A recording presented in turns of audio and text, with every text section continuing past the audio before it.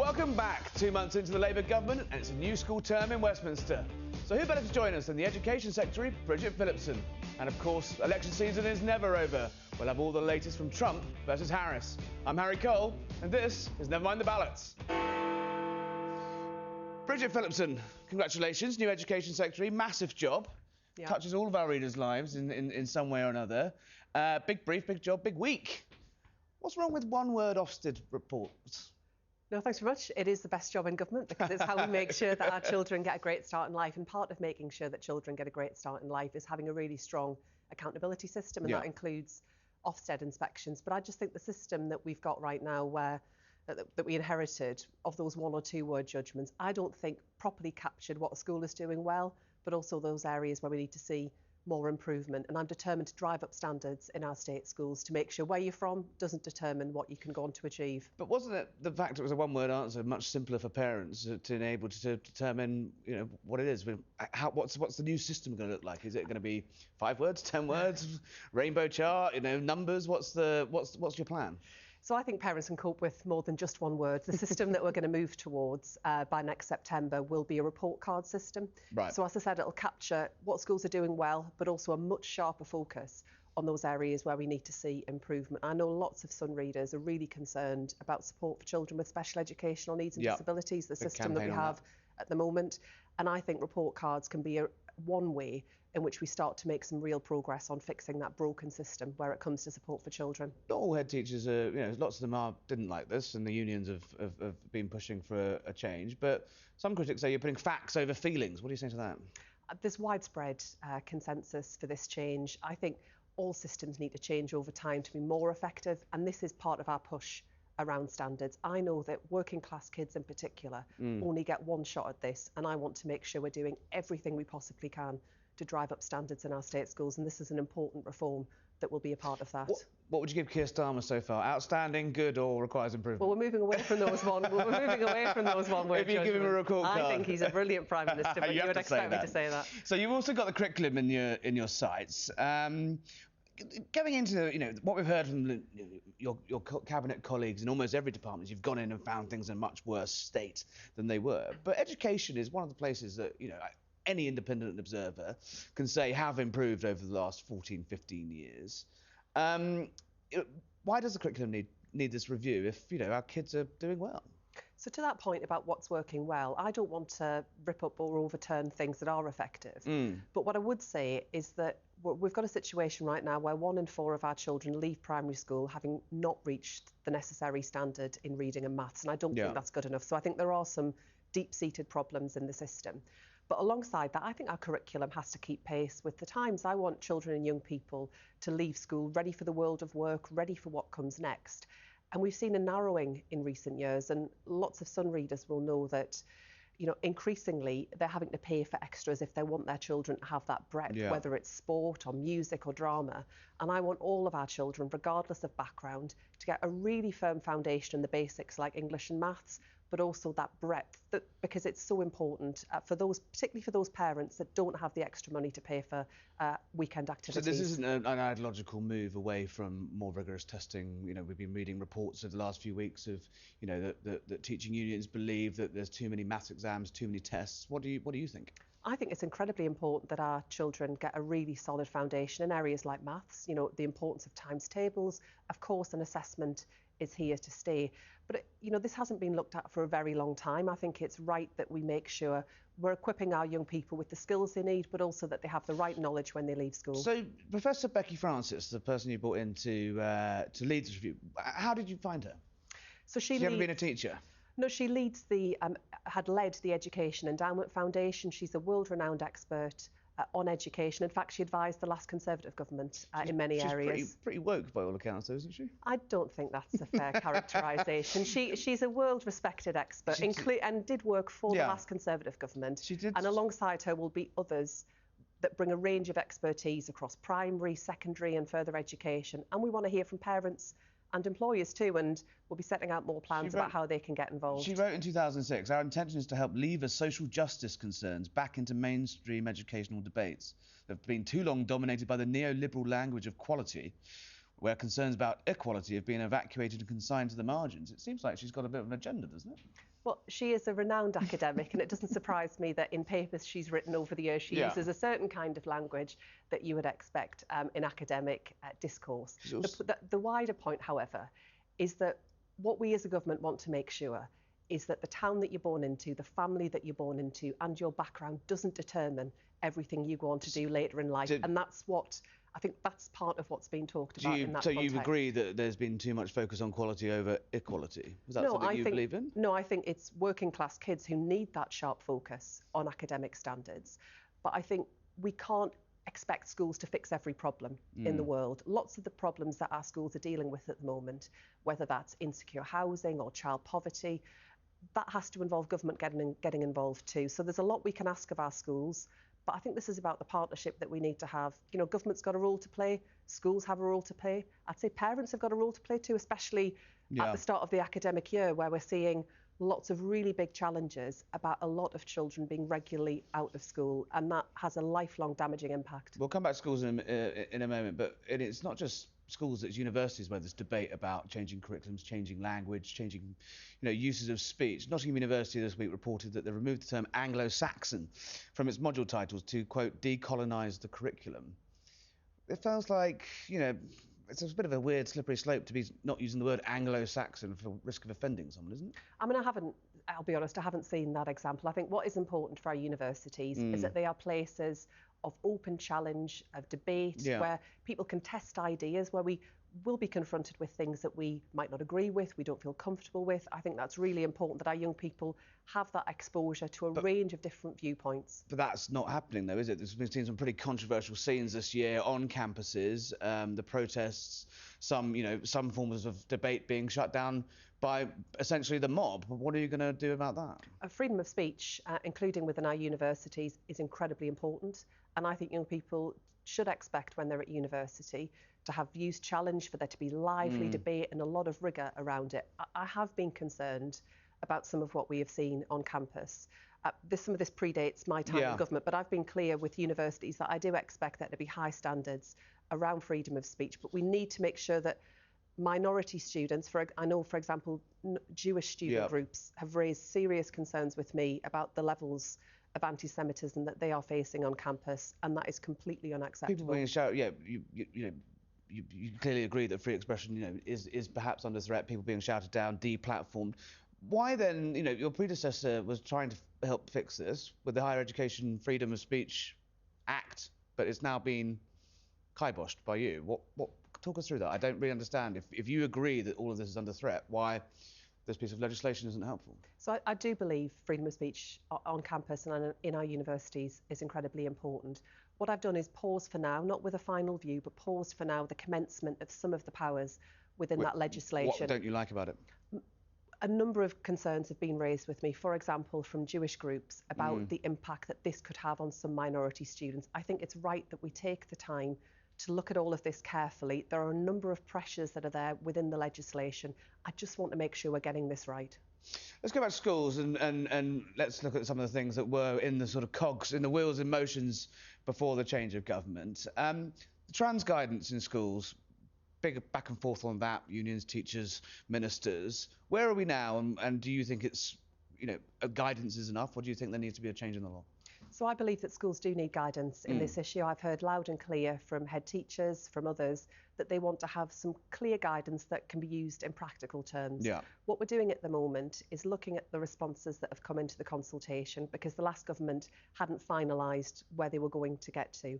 I want to make sure that all of those questions that school leaders have, they've got the practical solutions they need, and also alongside that we make sure the guidance takes full account of Dr. Hilary Cass's recommendations around support for gender questioning children. There's a big old row on the NHS side about that. There's a bit of a row brewing on the teachers' side about that. You're fully committed to implementing Cass as a government, is that correct? Absolutely. No ifs, no buts? Yeah, we want to make sure the right support is there. Absolutely. We don't really know you. You're a new minister. What do you think personally? Do you think, the interim guidance says that schools should allow social transition only in the most extreme circumstances? Is that where you sit, or do you think it's too too draconian? So my starting point, both as a parent and as a politician, is that I want to focus this discussion a bit more on how we make sure that children are getting the support they need. We're talking in this discussion about children who are often experiencing big mental health concerns, are going through a period of distress. I think we need to focus a lot more on that, not on making this somewhere where we get headlines as politicians. I want to make sure that parents are involved in these conversations. In most cases, they will be. Most cases, do you personally believe there is ever a scenario in which a child should be able to socially transition without telling the parents? I think parents should be involved where we're talking about children. Yeah. What I would add into that is that we do just need to make sure that children are being kept safe. That is incredibly important. What age do you think, you said you were a mother, what age do you think children should be taught about gender issues and trans issues? So we're looking at this issue as well. There was a consultation that was out during the course of the election that the previous government had launched. I think this is a sensitive area where we just need to make sure that what children are learning about in school is age appropriate, but also that parents are being informed about what their children And should parents have the right to be able to opt out of their child being taught? I think all children should have a good level of relationship, sex and health education. That should apply to all children. My experience as a parent is that when my children have been taught about any of these issues in school, we're told ahead of time, the material is shared with us, and we're given advance notice so that we can have a conversation with the school if we've got any concerns. Doesn't happen every time, though, doesn't? I mean, well, this should happen. Do you think it should be the law that happens? You don't always need to legislate, but my clear steer to schools is that they should be keeping parents involved and informed, and I think that is what's happening in the vast majority of cases. If it isn't, then parents should absolutely make their views known to the school. So your predecessor wanted to essentially ban sex education for the under-9s. Is that where you landing in a similar place there, or where do you think the age-appropriate line is? I want to look at this because I do believe it has to be age appropriate. What I would say is really important here when we talk about issues like this. In a previous life, I used to manage a women's refuge for women and children affected by domestic abuse. And there would often be cases that would come to our attention where we're talking about children who have experienced sexual abuse, sometimes from family members. This is a really difficult area to talk about. But it was often only at school, in a conversation with trusted teachers and others, that a child might disclose what had been going on at the home.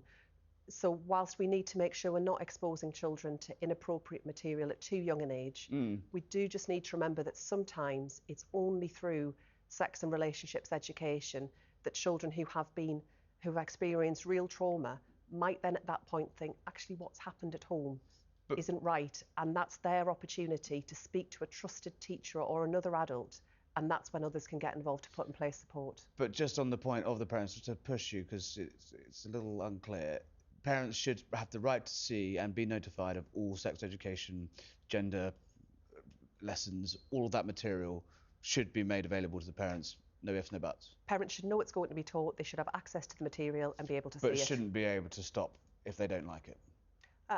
If they've got concerns about the content of the material, they should discuss that with the school. But I think all children should have access to sex, relationship, health education. Do you think parents should have the right? The state, you're essentially arguing, knows best over the parental choices of a mum and dad, or a mum and a mum, or whatever.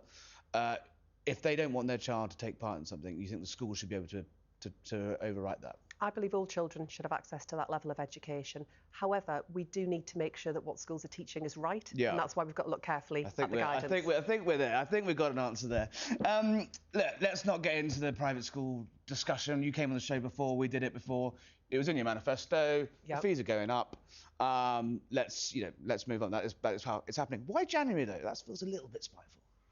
No, I mean, we've as you say, this has been our policy for years. It was in our manifesto. We're keen to get on and make change happen. In the middle of the school year, you're changing in the middle of the financial year and the school year, you're changing it.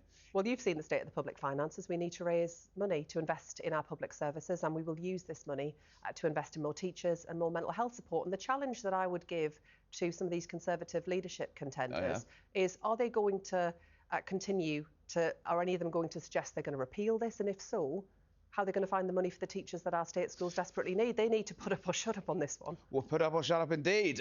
But what do you say to that? There's been reports out this week, some think tanks are saying actually the wider cost of the economy could actually far outweigh over 5 years the amount of money you're going to raise directly from the VAT hike. have you done the sort of homework on this since you've been in government? I know you had your figures in the manifesto, but is there anything that you've seen since you've come into power that said, oh, hang on, we need to be a bit more careful with this? I think the most credible estimate that's still out there is the Institute for Fiscal Studies and the work that they did, which is a very clear analysis and shows that this policy will raise significant extra revenue we can put directly into our state schools. More teachers, more mental health support. That's so important. Have you received any warnings that there could be an influx of people leaving private schools, and do you have the capacity in the state system this year, this January, to deal with that? The evidence doesn't bear that out, and alongside that, what we're seeing at the moment across our state schools is a falling number of children coming through. So in many cases there is already extra capacity, but I don't accept the scaremongering of the private schools lobby. I never have done, and I just don't. If a load of them close in 6 months' time, will you come back and say sorry? Because I mean, they're literally saying, we are going to go bust. Look, private schools frequently close. They've closed over many decades. This is just the way of these things. They're businesses.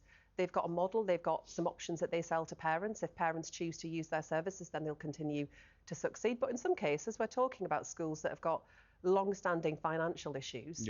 And this is nothing to do with anything this Labour government is involved in. And the charitable status for schools, that's safe for this Parliament?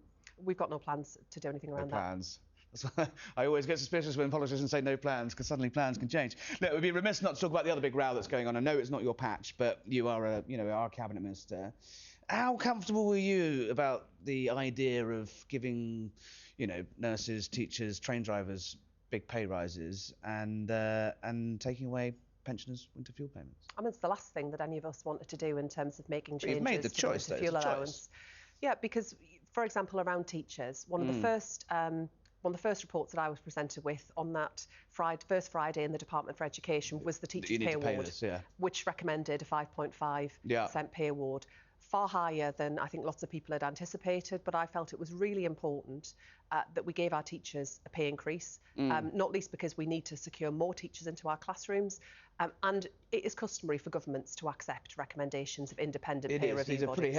pretty hefty ones. You have made a political choice, though, to take money away from pensioners and given it to train drivers. Well, as the Chancellor has set out, we've got a £22 billion black hole in our public finances. That means we've got some tough choices. It's not a decision that we anticipated having to make. It's not a decision that we It was in the last 4 manifestos that you protected, and it mysteriously wasn't in this manifesto. You're clearly thinking about it before the act. Of course, what pensioners will see through the maintenance of the triple lock is an increase in the state pension, and that's incredibly important. That is true. What do you say to the accusation that you're, and I quote, putting the burden of balancing the books, easy for me to say, on the frailest of shoulders? That's not what people voted for a Labour government for, is it? Look, as I say, we really don't want to be having to take this action, but one of the first things that Rachel Reeves did was to get that full audit done at the state of the public finances, and that's where we found that £22 billion black hole, which has meant some really hard choices. But we know what happens when governments don't get the public finances under control. Some readers are paying more on their mortgages because of that last mini budget and all of the chaos under Liz Truss. Just on the broader thing, there's been a sort of feeling that there's been too much doom and gloom, and what happened to all that nice hope that we were promised before the election? Do you think Starmer and Reeves are slightly overcooking the Armageddon? I think we've got a level with the British people about the scale of what's in front of us. The British people know how this goes, though. They know that the Tories came in and slagged off Gordon Brown, and they were still talking about it 15 years later, and you're going to try and do the same thing. Aren't you at risk of sort of talking down the country? Look, we promised change, and we are getting on and delivering that. In my area, wanting to make sure that we've got more apprenticeship opportunities for our young people, more teachers in our classrooms, better mental health support. That is what we were elected to deliver. That's what we're getting on and doing. Where's the sunlit uplands, though? Where's the lovely vision? Well, I'm leading across government the work that we're doing on opportunity, and that's a really big change that we want to get right. That where you're from doesn't determine what you can go on to achieve. I think that's a really hopeful and positive message. It's a really tough challenge to us in government to make that happen, but I want us to be a better country where everyone gets the chance to get on in life. And Rachel Reeves that, because they're saying they're saying the ceiling's falling in. Right, before we go, a couple of quick fire ones. We've just seen some breaking news. I need to ask you about this. The new French Prime Minister is Michel Barnier, the man who negotiated Brexit with Britain. Do you think that's going to help or hinder Britain? We'll work with world leaders, with all of our allies in the British interest. On that subject, Trump or Harris? It's a matter for the American people. You're good at this. Are you backing Peter Mandelson to be the the Chancellor of Oxford University? I think you do a great job. Oh, is that an endorsement? That is not an endorsement. That's not an official endorsement. Should foreign students be taken out of the immigration stats? I don't think that's a necessary change. I mean, foreign students got play a big part in our country. Yeah, of course. But I don't think that's necessary. Right, final one, most important. Is it true you hate Oasis? No, I don't. No, I just love Blur. I'm a massive Blur fan. I like some Oasis, but I was always a Blur. I was a Blur person growing up. I was a Pulp fan, so there we go. I like Pulp. I'm a big indie fan, so I love Pulp. Very good. Bridget Phillipson, thank you for coming. Fascinating. I know there's lots and lots of things in your brief that we didn't get to talk about. We'll come and talk about skills another day. But thank you for coming on Never Mind the Ballots once again. Thank you. Cheers. Now, it's exactly 2 months until America decides who will end up in the White House in one of the most bizarre races ever. To talk about all that, I'm joined now by Democratic strategist Joel Rubin and Jennifer Ewing of the Republican Overseas, making a return to Never Mind the Ballots. Thank you both. Joel, I'm going to come to you first. Looking at this from Britain, the very same people in your party that were telling us not very long ago there's nothing wrong with Joe Biden, he's great, he's going to beat Trump, are now telling us Kamala Harris is the greatest thing since sliced bread and everyone should just, get on board. It's a bit much, isn't it? No, not at all. Look, Kamala Harris is a fantastic vice president. Joe Biden decided he didn't want to run any longer. And it's funny because the race, even since when he left, it'll be a longer time period to run for president than typically one runs for prime minister in Britain. So no problem there. Europe knows Kamala Harris well. I think that she'll be quite a positive addition to transatlantic cooperation. Isn't the tricky thing for Harris, though, is that she's essentially got to run against her own administration. She's saying that she's going to fix everything, but she's had 4 years to fix it. Or was she sort of put in an attic somewhere in the White House and kept out the way? Well, it's a great question. Look, I mean, she's running against Donald Trump, and she's running against the whole anti-American isolationist attitude of Donald Trump, where he believes in attacking women for their own personal choices and taking away our freedoms. And so that's what she's running against. And her administration, along with Joe Biden, that's been trying to repair that and battle that. And that's what she's going to continue to fight for. One thing is pretty clear from where I'm sitting is that she has received a remarkable lack of scrutiny so far. I know we've got the debate next week. We'll talk about that in a moment. But she does seem to be doing her utmost to avoid proper sit-down interviews, proper scrutiny, the normal sort of bread and butter of a presidential campaign. When you're trying to get voters to get to know you, she seems to want to do very stage-managed little scripted pieces, right? I don't know. She did an interview last week. She's been vice president for 3.5 years. That's a lot of scrutiny. I mean, look, if you look at Donald Trump, he's kind of sitting in the golf course at Mar-a-Lago most of the time, not doing events like she is. She's getting massive crowds at her events. She's doing the debate next week. She's wanted more debates. She, unlike Donald Trump, she wants the microphone to be on during the debate so that Americans can hear her and him in the flesh. He's afraid of that, or his team is at least afraid of him being his true self. So I'm not so worried about her scrutiny. There's a lot out there the last 3.5+ years of interviewing her, talking to her, and checking her out. I'm pretty sure Hillary Clinton would have quite liked Donald Trump's microphone to be muted a few times in 2016. But Jennifer, your candidate, I know I'm probably going to get into trouble for saying this, but he has been totally off kilter since the outrageous assassination attempt on him. But there's something wrong with Donald, isn't it? He's missing some of that spark, to use something of an understatement. I don't know. I don't necessarily agree. I mean, and while I've never had an attempted assassination on myself, I can't imagine what he's going through. But no, he's been out there every day interviewing people or being interviewed by people in long form. The thing about Donald Trump and J.D. Vance is they will talk to anyone, whether it's a Gen Z podcaster, whether it was a couple of days ago, Lex Fridman, that was 90 minutes. So those podcasts and those long form interviews go out to the independent voters, which, as we all know, that's what the election's going to come down to, are the independent, undecided voters in the 7 swing states. With regards to Kamala Harris, I mean, I guess I would take issue with the fact that Joe Biden decided to step down.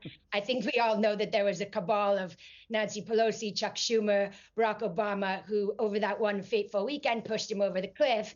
And it was not his decision. And then they coronated Kamala Harris. And you're right, she's not been doing a lot of interviews. And I think next week on the 10th, when we have the first debate, she's going to very much regret that, because we all know practice makes perfect. And it's a very different, I mean, I don't need to tell you guys, we're on live TV right now. So it's a very different skill set to answer questions and have a conversation on live TV versus looking at a teleprompter at what's basically a pep rally. So I think the election, in the end, it's going to come down to the two biggest issues, which are inflation, economy, and then the second one is the crisis we have at the southern border. If Trump stays on message and stays disciplined, and he can directly tie Kamala Harris to both of those issues. She was the tie-breaking vote in the so-called Inflation Reduction Act, which did anything but solve inflation. And then number two, whether you want to call her the border czar or not, she was the vice president, and the border has been an absolute disaster since those guys got into office, because they put a line through all I take issue with those being the top issues in the campaign. Those are the top Republican issues in the campaign. What are your top issues? I mean, those are the top Republican issues in the campaign, without a doubt. And certainly the economy is the major issue. Freedom, women's right to make decisions about her own bodies. The climate crisis is a major issue. We have a tremendous amount of interest amongst Gen Z that is not accurate. And if we look at the polls, really what we're looking at right now is a narrowing of the gap, even on the economy, because as people begin to learn about Donald Trump's plans to enrich the billionaires and take money away from working Americans, they aren't liking it. And so I think we're going to see at the debate on Tuesday night quite a contrast. I'm not so worried about Kamala Harris. She's not been hiding in the cave for the last 3.5 years. She's been the vice president of the United States, so she'll be able to communicate quite effectively. Not the most popular vice president of the United States. But Jennifer, just quickly, it is clear from the polls that better off than what we saw with Mike Pence and the way he ended in his term with Donald Trump trying to get him killed. Jennifer, Donald Trump would dispute that characterization, I'm sure, but I don't think he's going to sue us. I hope he is watching, though. Jennifer, just on that, though, the polls clearly have narrowed. The removal, the disputed voluntary removal of Joe Biden, it has enlivened this race. It has made it more competitive. You know, Donald Trump hasn't seemed to be able to sort of nail down a very clear, distinctive attack line on Harris. He's used to be very good at these. We had Sleepy Joe, we had Rick Sanctimonious. You know, where's his kind of comrade Kamala thing? It's kind of not really landing, is it? He's floundering a bit, isn't he, with this new candidate? I don't know if he's floundering, and actually the fact that anybody would call for more name-calling is beyond me. Well, I'm a tabloid journalist. It kind of helps us when we're writing. That's his trick, unfortunately. But no, in all seriousness, I mean, you're right. There was a relief rally after Biden was removed from office. But if you look at even in the last couple of days, that has come to, I think we've reached peak Kamala.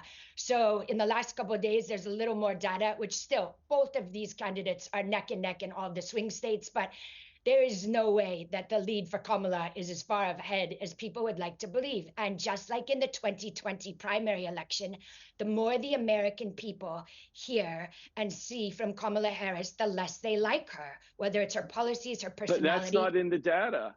We just had a CNN poll come out yesterday where Kamala is winning. We just had a CNN poll come out yesterday where Kamala is winning in the swing states 2-1, and then 3 are toss-ups. And when we look at Democratic enthusiasm, this is really important. I'm glad we're talking about this. The way to win elections is by getting people out to vote. It's not by saying we have a higher number in the polls. And what we're looking at right now is record enthusiasm amongst Democrats is at 2008 levels that we haven't seen since Barack Obama first ran. And that is how you win. You get your voters out. And this is going to be a turnout election. This is going to be an election where every single Democratic vote and every single Republican vote needs to get out for their candidate. And I think Democrats, our enthusiasm is off the charts. And then, of course, the independent states like Wisconsin, Michigan, Kamala's up by 5 points in Michigan. as well as in Wisconsin, she's up by a few points, according to CNN yesterday. That's an extreme reversal from 6 weeks ago. Polls are tight, though. Polls are, margins of errors. And as we found out in our British election this year, polls can also be wildly out. Just before we go, Tuesday night, it's going to be, we're all going to love it. We're going to be watching every sort of cough and spit, every moment, every interruption, every row. Will it make a massive amount of difference? Same question to each of you. Will it make a massive amount of difference? And what is the question that your candidate probably fears the most and could change the whole dynamic of the race if it can? Joe? Oh, I think that this is going to be one of those debates where we really do see an impact from it. It's rare. A lot of times it's easy to dismiss the value of debates, but we should not dismiss the value of that June 27th debate. It clearly had an impact on the race. And I think we're going to see a similar kind of dynamic where out of this debate, the first time that Kamala Harris and Donald Trump even meet, they're going to be talking about their vision for the future. And that's going to really sharpen the minds because Americans are voting later next week. They're starting to vote already in absentee ballots and whatnot. And so the big question, the question for Kamala Harris that I think she's going to have to answer is, why is she running right now? And what is her vision for the United States? And make it very concrete. She did this at the convention, but this is her first real opportunity to explain that in a succinct, clear way to the American people in live real-time TV without a teleprompter, with her just saying it extemporaneously what she plans to do for the country. Jennifer, make or break moment for the Donald? Yeah, and look, we're excited. I mean, last night there was supposed to be a debate on Fox, which Kamala didn't agree to. So you'll know that Donald sat down with Sean Hannity and did basically a town hall because Kamala didn't want to do it. So I think that's not accurate. There was never an agreement to have that debate. I'm sorry, I'm not. Okay, well, but we had. I think the offer was there, though. Speaking up for my colleagues. That was never part of the mix. Okay, well, both of the debates that Donald Trump has done have been on Democrat terms, which is CNN was the first one, ABC is the next one. They wanted all sorts of things. So Donald Trump has said, sure, whatever, even if it doesn't work in my favor, I'll do that. Kamala Harris and the Democrats have clearly not done that. And I think we know the reason, because the more people see of her, well, please. Joe, you're shaking your head there. Please enlighten me to the that's just factually inaccurate. So what can I say? All right, listen, we'll leave it there. The debate will rage. We will talk about it again. Come back and see us again soon. After the debate, we can do all the post-match analysis, and we can even talk about JD Vance and Tim Walz, who we didn't manage to get onto today. But thank you both, Joel, Jennifer, and thank you to all of my guests for joining me today. This was Never Mind the Ballots. We are now back every week. Remember, subscribe to us, youtube.com/@sunpolitics, and you won't miss a thing.